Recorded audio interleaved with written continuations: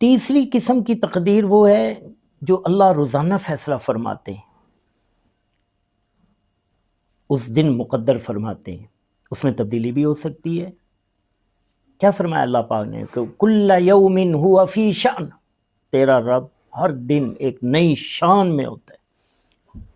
صبح فیصلہ فرماتے ہیں اللہ پاک کہ آج یہ ہوگا۔ بعض اوقات کوئی چیز ہونا مقدر ہوتی ہے لیکن عین وقت پر فیصلہ ہوتا ہے کہ یہ نہیں ہوگا۔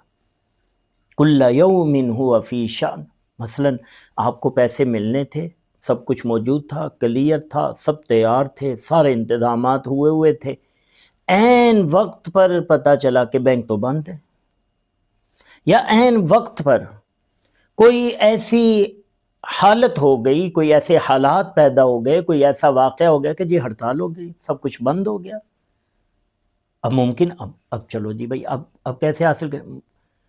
طے تھا، مقدر تھا، ملنے تھے، لیکن فیصلہ ہوا کہ نہیں ملنے، عین وقت پر فیصلہ ہو گیا کہ یہ کام ایسے ہوگا۔ مثلا طے تھا کہ آج اس کی موت آنی ہے، لیکن اللہ پاک نے زندگی دے دی اور فرشتوں سے منع فرما دیا کہ آج اس کی موت آنی تھی لیکن ہم نے اس کی زندگی بڑھا دی ہے، اب اس کی موت نہیں آئے گی۔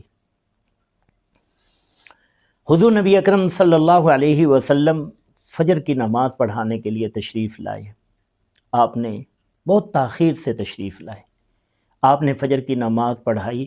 حضرت عمر رضی اللہ تعالیٰ عنہ فرماتے ہیں کہ سلام پھیر کر ہم جلدی سے اوپر دیکھنے لگ گئے کہ کہیں سورج نکل تو نہیں آیا، سورج طلوع تو نہیں ہو گیا۔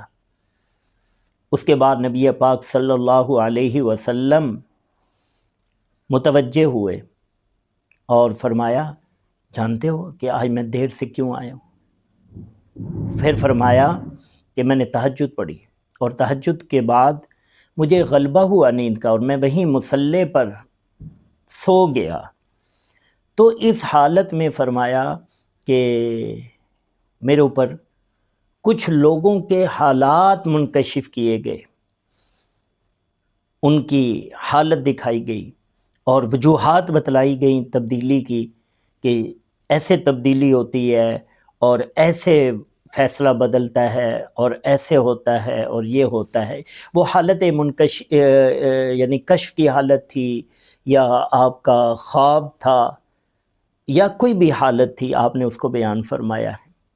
اس میں آپ نے ایک نوجوان کا ذکر فرمایا کہ ایک نوجوان کے لیے موت مقدر تھی اور اس نے مرنا تھا کہ رحمت کے فرشتے آ گئے کہ اس کو لینے کے لیے آنا ہے،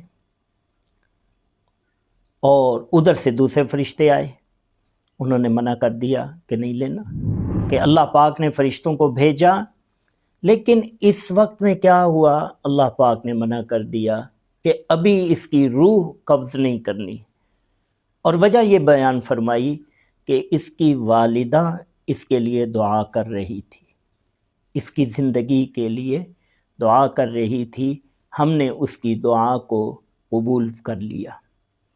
اب آپ سوچیں گے کہ یہ کیسے ہو سکتا ہے، زندگی تو ایک لمحہ کے لیے نہیں بڑھ سکتی۔ بھائی کچھ زندگی اٹل ہے اور کچھ زندگی ایسی ہوتی ہے کہ اللہ پاک نے پہلے سے طے کیا ہوتا ہے، مقدر ہوتا ہے کہ اگر کوئی دعا کرے گا تو اس کی دعا کے نتیجے میں ایسا ہوگا، اگر دعا نہیں کرے گا تو پھر اس کی زندگی اتنی ہی ہے۔ تو والدہ کی دعا اتنے اثرات رکھتی ہے۔ اب لوگ بزرگ اور ولی کی تلاش میں ہوتے ہیں، اس میں شک نہیں کہ اولیاء اللہ انسانوں ہی میں چھپے ہوئے ہیں۔ یہ جو بعض لوگوں کا نظریہ ہوتا ہے سب غلط سب غلط، وہ جب بیٹھیں گے ایسا شکوہ کریں گے، ایسی بات کریں گے کہ ایسا ہے، جناب کوئی بھی جسے میں نے دیکھا، جسے میں نے یہ ہوا، سب غلط سب غلط سب غلط سب غلط ہے، تو پھر یہ نظام کیسے چل رہا ہے؟ لوگ صحیح بھی ہوتے ہیں لیکن صحیح لوگوں کو پہچاننا ہوتا ہے، سمجھنا ہوتا ہے۔ جب آپ بے ادب ہوں گے اور آپ کسی کو کچھ نہیں سمجھیں گے تو آپ کو کچھ معلوم نہیں ہوگا، سمجھنا پڑتا ہے۔ تو لوگ تلاش کر رہے ہوتے ہیں اور والدہ گھر میں بیٹھے، والد گھر میں بیٹھے۔ آپ کے لیے سب سے زیادہ احترام کا مقام اور آپ کے حق میں سب سے زیادہ جن کی دعائیں قبول ہونی ہیں وہ آپ کے والدین ہیں، دونوں حیات ہیں، فبیہا نور علی نور ہے، اور اگر ان دونوں میں سے کوئی ایک موجود ہے تب بھی آپ کے پاس ایک نور موجود ہے۔ آپ ان کی سیوا کریں، آپ ان کی خدمت کریں، آپ ان کی اطاعت کریں، آپ ان سے دعاؤں کی درخواست کریں، آپ ان سے گزارش کریں، آپ ان کو خوش کریں۔ پہلے ان کا حق ہے، پہلے ان کا حق ہے، بعد میں اور لوگوں کا بھی حق ہوگا، تو اس کے لیے آپ ان سے کریں۔ تو یہ فرمایا کہ دعا جو ہے وہ تقدیر کو بھی بدل دیتی ہے۔ کون سی تقدیر؟ جو مشروط ہوتی ہے کسی شرط کے ساتھ، تو جب آپ دعا کرتے ہیں تو وہ تقدیر بدل جاتی ہے۔ اس لیے دعاؤں کی بڑی اہمیت اور دعاؤں کے بڑے اثرات ہوتے ہیں، دعاؤں کو فضول نہ سمجھیں۔ اور فرمایا بہترین دعائیں وہ ہیں جو کوئی مومن دوسرے مومن کے لیے کرتا ہے، اس کی پیٹھ پیچھے، اس کو جتلائے بتلائے بغیر جو اس کی پیٹھ پیچھے دعائیں کرتا ہے، وہ بڑی قیمتی دعائیں ہوتی ہیں۔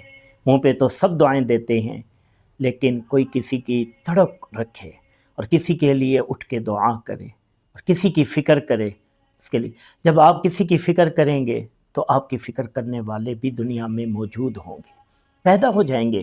اگر موجود نہیں ہے، اللہ پاک ایسے لوگوں کو کھڑا کر دے گا جو آپ کے لیے بھی دعائیں کرتا ہے۔ آپ مخلص تو بنیں، آپ مخلص تو بنیں، آپ دوسروں کے لیے کشادہ دل ہوں، آپ دوسروں کے لیے ہمدرد ہوں، تو آپ کی ہمدردیاں بھی لوگوں کے دلوں میں پائی جائیں گی۔